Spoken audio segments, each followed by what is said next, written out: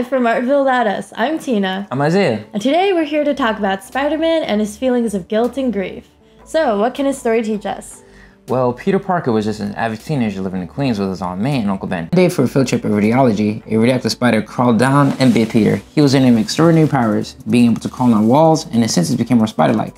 Uncle Ben, who was like a father figure to Peter, told him that with great power, there must also come great responsibility. Using this to his advantage, Peter learned to use his powers to protect people from New York City from criminals and supervillains. So, how did he meet Mary Jane? While still in high school, Peter had a crush on a girl named Mary Jane Watson. They got in love with each other so much. She was his muse, the person who motivated him to be a superhero. But here's the issue. Peter knows that his bodily fluids are radioactive, but he didn't know that the rest of his other bodily fluids were radioactive as well. So they end up having unprotected sex, and she ends up dying because of Peter's DNA. So, what does that do to Spider-Man? Does that make Spider-Man feel guilty for Mary Jane's death? Well, it does, because Mary Jane was so important to Peter, and here he failed to protect her. Peter blames himself and decides that he doesn't want to be a superhero anymore. Peter feels completely crashed, not only having to deal with the greatest loss of his life, but a sense of guilt over it. I guess you could say he got seriously depressed and he didn't want no one in the whole world to look at him as a superhero anymore. That sounds hard. Losing someone you love is already enough to make someone depressed. But being guilty of it, how does he possibly deal with it? Well, he doesn't at first. He goes into hiding for the next 30 years and live a lonely, miserable life. In Spider-Man Reign, we see him as an old man, still living in New York City, has a job that has no meaning for him, and just lives alone in his apartment. He even sees visions of Mary Jane and can't move on with his life. I feel like no one can help you get rid of the guilt. You have to be proactive and do something. But I wonder what Spider-Man ended up doing. Well, at first, J. Jonah Jameson goes to his house and asks Peter to go back to his life of being Spider-Man again. Being afraid, Peter slams the door in his face and is not ready to move on yet. Grief and guilt are obviously two very distinct, different feelings, but since the story of Spider-Man brings up them both, let's see what those feelings have in common. Like in Spider-Man's case, both can crush you to the point that you stop living your life. Both of them have a power to hold you down in a way that alienates you from the world around you and limits your potential. How often do you let your past mistakes put you into a bad person box? Well, some people can't escape that box even after years have passed. Similarly, grief is a way to stay connected with the memory of the person. We grieve when the relationship was so important, the loss of it makes us struggle to imagine ourselves without it. As if, without this relationship, you're incomplete and cannot be who you knew yourself to be.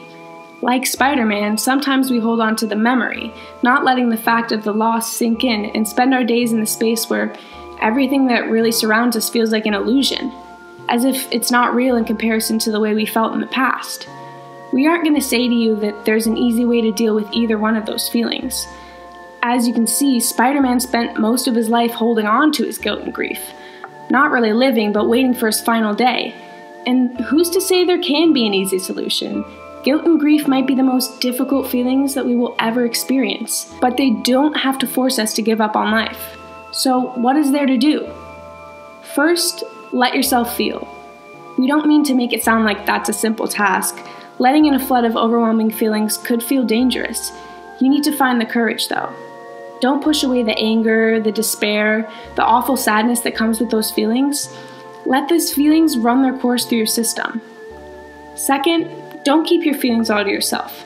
Share them, express them through art, write poetry, anything it takes to vent your feelings. Third, give yourself some time. Eventually, the weight is going to lift a bit, and you will know the point when you're ready for the next step. Finally, allow the memory of the person to become a part of the future you. Realize how the relationship changed you and how it motivates you to go forward in a more meaningful way. How can you carry the legacy of the person you lost in a way that brings a positive change to the world? What lesson can you learn from the guilt you're feeling? And what kind of person do you wish to be? And what mistakes will you never repeat to be that person?